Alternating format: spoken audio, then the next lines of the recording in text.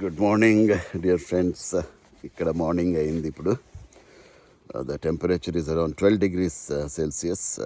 Very cool. ఇవాళ ఒక చిన్న సబ్జెక్ట్, చిన్న topic, but yet powerful. Wrong number. Topic అనేది రాంగ్ నంబర్. మనకు ఫోన్స్ వస్తుంటాయి కదా అప్పుడప్పుడు, రాంగ్ నెంబర్ ఫోన్లు. ఈ టాపిక్ ఎందుకు మైండ్లో వచ్చిందంటే ఇప్పుడే నాకు రాంగ్ నెంబర్ వచ్చిందనమాట. అందు గురించి చెప్తున్నా. పొలైట్గా రాంగ్ నెంబర్ అని చెప్పి పెట్టేశాను.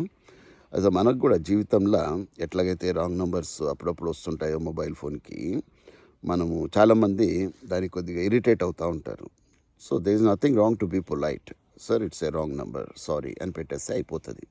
మనము చిరాకు పడిపోయి వాని మీద కేకలు వేసేసి అనవసరం, మన మూడు ఖరాబ్ అయిపోతుంది, ఆయన మూడు కూడా ఖరాబ్ అయ్యే అవకాశం ఉంది. ఈ ప్రకారమే మన నిత్య జీవితంలో కూడా రాంగ్ నంబర్స్ తగులుతుంటారు. మనుషుల రూపంలో కానీ, పరిస్థితుల రూపంలో కానీ, సమ్ కైండ్ ఆఫ్ ఎక్స్పీరియన్సెస్ రూపంలో కానీ అవి వచ్చినప్పుడు డిస్టర్బ్ అవ్వద్దండి. ఇప్పుడు కొంతమంది రాంగ్ ఫ్రెండ్స్ కనెక్ట్ అవుతుంటారు అప్పుడప్పుడు, ఏదో పార్టీలో వెళ్ళినప్పుడు లేకపోతే బయట ఎక్కడో చోట కనెక్ట్ అవుతూ ఉంటారు. మనకు తెలిసిపోతుంది కదా ఎవరు ఎలాంటి వాళ్ళు అనేసి.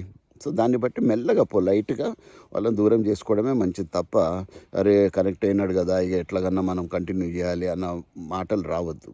అలాగే బ్యాడ్ ఎక్స్పీరియన్సెస్ కూడా.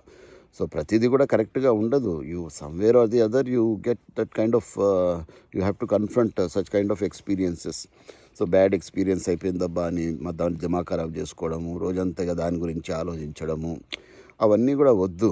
అది రాంగ్ నెంబర్ లెక్క మనం దాన్ని మర్చిపోవాలి అంతే. ఇప్పుడు రోడ్డు మీద వెళ్తున్నారు, చిన్న డాష్ అయింది, లొల్లొద్ది, అక్కడితో అది ఖతం చేసుకోవాలి, క్లోజ్ చేసుకొని వెళ్ళిపోవాలి. నువ్వెంత రాని నువ్వెంత అని కొట్లాడుకోవడమే కాకుండా దయచేసి నిత్య జీవితంలో కూడా రిలేషన్షిప్లో కానివ్వండి, ఫ్రెండ్షిప్లో కానివ్వండి, ఈ రాంగ్ నెంబర్స్ తారసపడినప్పుడు మన ఇంగిత జ్ఞానాన్ని ఉపయోగించి దాన్ని ఎంతవరకు సమంజసంగా పొలైట్గా దూరం పెట్టడం నేర్చుకోవాలి. Thank you and good day.